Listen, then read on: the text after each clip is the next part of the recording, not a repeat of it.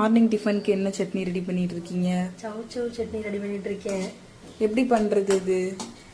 இது என்ன போட்டிருக்கீங்க உள்ள?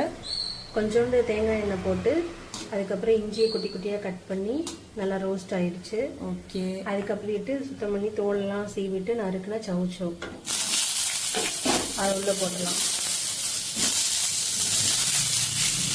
இதை வந்து ஆயிலில் நல்லா ஃப்ரை பண்ணணும். ஒரு 5-6 ட்ராப்பாக வந்து ஆயில் போடணும். 2 கொத்து கருவேப்பிலை போட்டிருக்கேன் இதில். இப்போ கருவேப்பிலை சவுசவுலேருந்து நல்லா வதக்கி எடுத்துக்கிறோம்.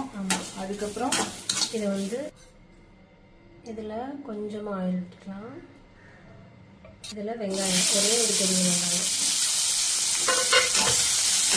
கட் பண்ணி போட்டு வந்து நமக்கு என்ன பெனிஃபிட் இருக்கு? இதில் வெயிட் லாஸ் பண்ணுவோம். Okay okay. காரத்துக்காக 2 பச்சை மிளகாய் அப்படியே வாஷ் பண்ணிவிட்டு மிளகாய் போடலாம். அது அப்படியே பண்ணிட்டோம். நல்லா வதங்கினதுக்கப்புறம் ஆற வச்சு அரைக்க வேண்டியதான். ஓகே. அப்போ நம்ம ரெடி பண்ணிட்டு காட்டலாம். தோசை. ஓகே. சவுச்சவு சட்னி.